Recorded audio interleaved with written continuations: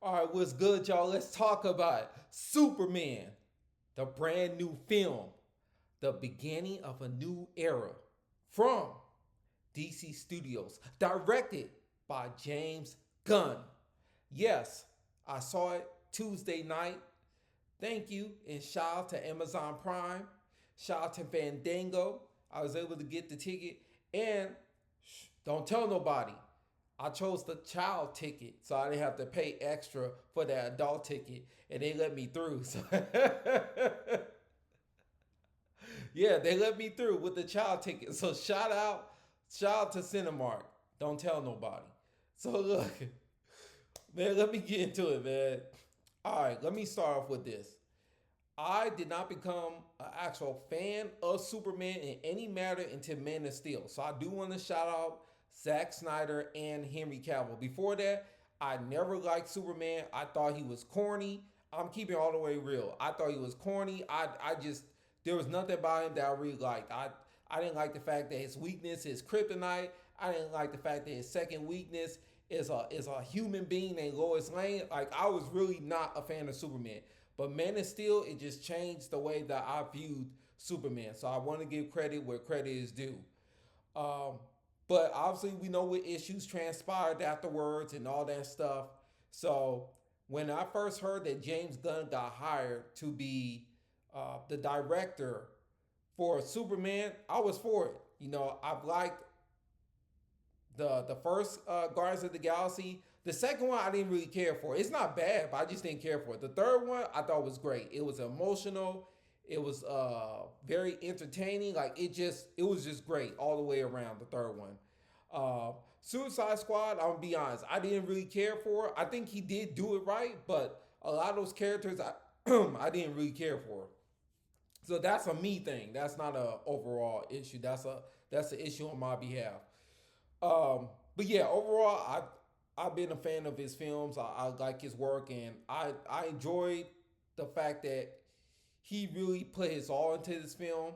I'm just glad that he is the head of DC Studios, along with Peter Safran, the co-CEO.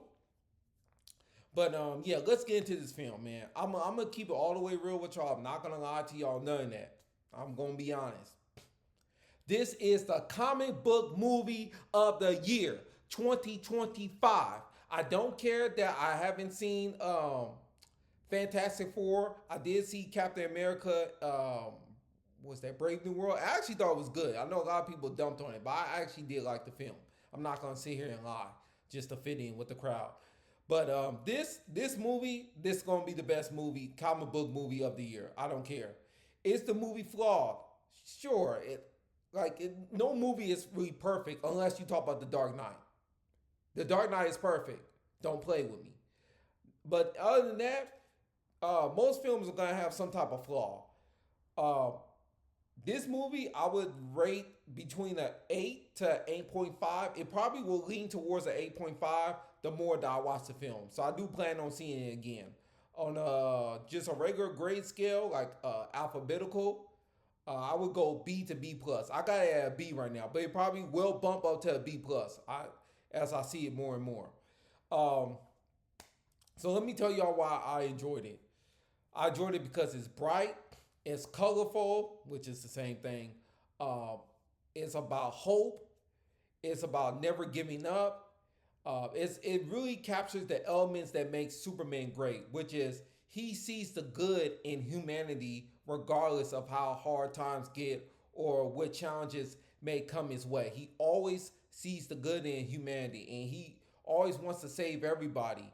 You know, he wants to save the squirrels, the cats, the dogs, the humans. Hell, he even wants to save the monsters. I can't go to spoilers, but when he fought that one monster, I'm not gonna say what exactly happened, but he did want to save the monster. You know what I'm saying? He didn't want to kill the monster. So it just goes to show how big of a heart that Superman has. David Cornsweet, he is Superman. He would make Christopher Reeve very, very proud. I'm pretty sure the spirit of Christopher Reeve somehow was able to capture and watch this film, and he was just grinning, smiling from beginning to end. This is a different Superman film. This is not like any of the other Superman films.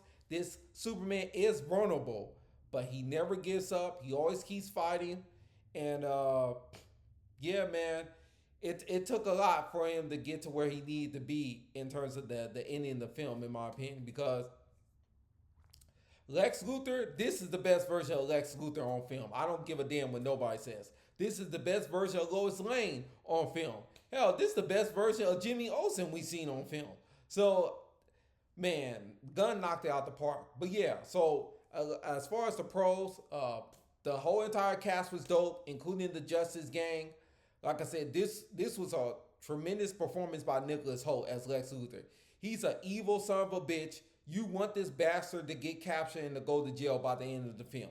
Like, he really is envious of Superman, and he admits to it that he's envious of Superman. And his insecurities, they pour out throughout the film about how he feels about Superman. And you finally get to see Superman and Lex Luthor, have that conversation.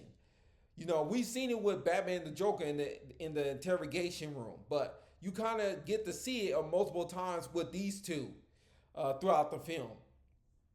And Lex Luthor, he's really smart. There are a couple of surprises, including the first villain. What was that? The Warhammer dude, and then even with Ultraman, there's some surprises. If you've read some stuff on Reddit, then you'll figure it out. Everything makes sense in this film to me, including the reason why Crypto is there and why Crypto is with Superman. Everything makes sense. I'm trying to say enough without saying too much, if you get what I'm saying. I'm trying to think what else I like. I just like the whole entire film. I'm not gonna lie. I like I said, the Justice Gang. I like the whole entire story. I like the fact that this film is completely a comic book in movie format. And the biggest difference between this film and all other DC films is this is not Superman trying to exist in the real world. This film is, if you are the audience watching this film, you have to catch up to speed. You are in Superman's world, not Superman in the real world. And James Gunn embraces all the aspects of DC, the wackiness, all that, the sci-fi elements, all that. This is a comic book film. He even said himself, this is the most comic booky film that he's ever created. And he's right. This is accurate. He captures all the elements. And you're rooting for Superman from the beginning to the end. Like, you're legit rooting for him. I think the most emotional scene, there's two.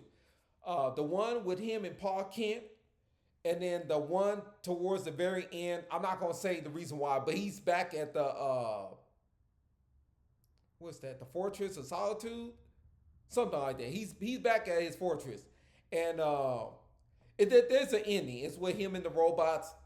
If you watched it, you know what I'm talking about. But just when you see it, you kind of get emotional. Like, watching, you're like, damn, this is so dope. Oh, that's what I want to say about this film. This film is really about Superman finding out who he is and who he wants to be. Because, and this is not a spoiler, the reason why originally Superman is doing what he's doing is because of his parents' message. I'm not going to say what the message is, but he has to figure out by the end of the film, like, why are you really doing this? Besides of what your parents' message is, and I'm referring to his biological parents. What is your real reason for being Superman? And he figures out, through his conversation with Paul Kent, like, I'm going to make the decision for myself to be Superman, to be the symbol of hope. And there's some, like, the message is kind of similar a little bit to the Batman. And the reason why I say this is because the Bruce Wayne, he has to figure out why he truly wants to be Batman after the Riddler kind of exposes the situation with his father. So he has to figure out then, okay, what am I really doing this for? Am I really doing this for vengeance, or am I going to become a beacon of hope, a symbol of hope, which he says at the end he needs to become something more. So it's a little bit similar. It's not the whole way, but it's a little bit similar with Superman having to find himself because he's only 3 years in, and you'll find out in the beginning of the film. He's only 3 years in, so he's got a lot to work through. Like I said, he's not the most how shall I put this? He's not the most like he's defeatable. That's the easiest way to say it. He's defeatable. He's vulnerable. But like I say, he keeps fighting no matter what. He keeps emphasizing hope and seeing the good in people. And Lois Lane, she's the opposite. She questions people. She even questions Superman. So, but she's great as a reporter. And like I said, shout out to Jimmy Olsen. He plays a really important role towards the second half of the film. And then the Justice Gang, they play a role towards the end of the film as well. They're spread out throughout the film, but especially Mr. Terrific, he plays a bigger role throughout the film, as the film progresses. So yes, as far as cons, I only really got one nitpick.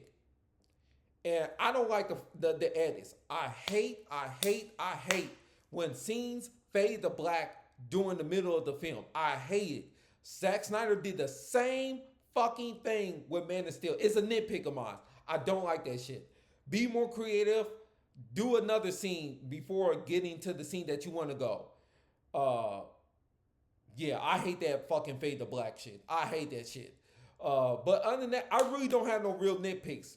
I really don't. And I'm saying this as a non-Superman fan, like overall. Like I enjoy Superman now, but there was a long period of time where I did not care for Superman at all. So I don't really have any true nitpicks, but if you're a hardcore Superman fan and you read the comic books and you watch the animated show, there may be some other things that you nitpick on this version of Superman. But to me, I think this is the best Superman movie made. That's just my opinion. This is the best comic book movie of 2025. I will see Fantastic Four, but damn Fantastic Four. It's all about Superman. It's all about Clark Kent. Shout out to James Gunn. I can't wait to see how the rest of this DC universe develops. Supergirl is coming soon. And let me say this. As many great films as I've received and watched as a Batman fan, I am partially jealous after watching this film because the one thing that has been missing as a Batman fan is I want my fantastical Batman. I want my Batman that fights Man-Bat, Clayface, Mr. Freeze, Poison Ivy, like the comic book versions. Like, I want to see all that. I want to see the Lazarus Pit and Ra's al Ghul, like, in fantastical form. And I think this is the closest that we're going to get because of how James Gunn directed Superman. And basically, it's an indicator of how the DC universe will be moving forward. That this is a comic book universe. It's comic book. That's what it is. He embraces the wacky elements and he takes pride in it. And he's like, let's go. And I respect the fact that James Gunn, he doesn't underestimate the fans' IQ, the audience's IQ. He's like, hey, I'm going to shoot you straight into Superman's world, and you're going to figure out what's going on for yourself. Once again, man, shout out to James Gunn. And whoever watches this video, thank you for watching. Maybe I'll do another Superman video. But yeah, man, please go watch this movie. Please watch it multiple times. I'm going to watch it at least one more time in the theater.